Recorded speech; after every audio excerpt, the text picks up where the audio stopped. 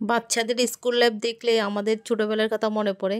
আচ্ছা, আমাদের মা বাবাকে আমাদেরকে হাত ধরে এরকম স্কুলে নিয়ে গেছিল, এই যে রায়তা বান্ধবীর সাথে খেলতেছে। হ্যালো এভরিওয়ান, আসসালামু আলাইকুম। সবাই কেমন আছেন? আলহামদুলিল্লাহ আমরা ভালো আছি।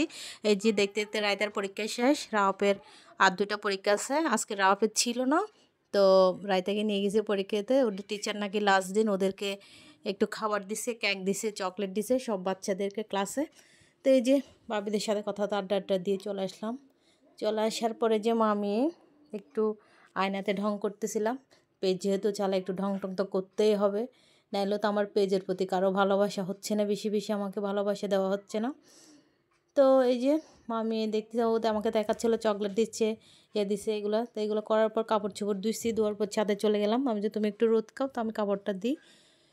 তো এই যে কাপড় দিচ্ছিলাম, কাপড় দিয়ে শাক দেখতেছিলাম। আমার মিষ্টি কুমড়ো শাকগুলো আর কচু শাকগুলো এত সুন্দর হয়েছে মাশাল্লাহ। তো এগুলোই দেখতেছিলাম, তুলে খাবো ইনশাল্লাহ। তো প্রতিদিন শাক আনি, সেজন্য আর আনা হয় না। এই যে কাপড় চোপড় দিয়ে নেমে যাচ্ছিলাম, এত গরম ছিল ছাদে, তো ঘেমে গেছিলাম। তো যে মামি নেমে চলে আসলাম, এসে দেখি পেঁপে আনছে ওর আব্বু, বলছে পেঁপেটা কেটে দাও এখন। তো ঠিক আছে, পেঁপেটা কেটে দিচ্ছিলাম, সবাইকে পেঁপে কেটে দিয়ে রান্নাবান্নায় চলে গেলাম। আজকে শুধু সবজির আইটেম ছিল, তো পেঁপেটা অনেক মিষ্টি ছিল। এই যে রায়তাকে দিচ্ছিলাম সবাইকে দেওয়ার জন্য, লম্বা লম্বা করে কাটে দিচ্ছে যাতে আমার ঝামেলা কম হয়। এই যে ওই দিন তিতা করলা ভাজি কেটে রাখছিলাম, নষ্ট হয়ে যাচ্ছিলো এটাই। ওটাতে সব মশলা দিয়ে আমি শুধু তেলের মধ্যে ছেড়ে দিব।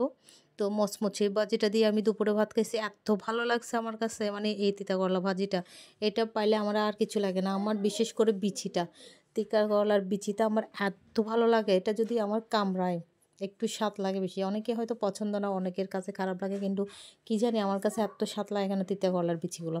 এই যে আমার ফাইনাল লুক তিতা করলা। তারপর একটা সবজি রাখছি, ওরা বলো ফুলকপি খাবে, সেজন্য ফুলকপিতে একটু আলুও দিছি, আলু দিয়ে একটু সবজি বানালাম। তো ওরা খুব ফুলকপি খেতে যাচ্ছে, শীতকাল যেহেতু খুব পছন্দ এখন, এখন তো সবজির মৌসুম। এই যে হলুদ হলুদ তো রান্না করছে, যেহেতু আমরা বাচ্চাদের জন্য জাল খাই না সেজন্য।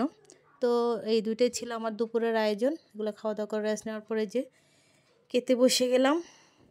খেতে খেতে খেতে খেতে আপনাদের সাথে দেখাচ্ছিলাম কীভাবে খাচ্ছি শুকনা এই ভাজিটা দিয়ে। অনেক ভালো লাগছিল, যাতে মানে বিচিটা পড়লে নাই, দেখেন বিচিটা পড়লে তো আমার আরও স্বাদ বেড়ে যায় খেতে। তো একসাথে খাচ্ছিলাম সবাই। এই যে আমার মেয়েও খাচ্ছে আমার থেকে দেখে দেখে, তিতা করলা খাওয়া শিখতেছে। একটা যখন ভাজি করে ফেলছে, এটা তিতা ছিল না, তিতা চলে গেছে, সেজন্য আমার মেয়েও খাচ্ছিল।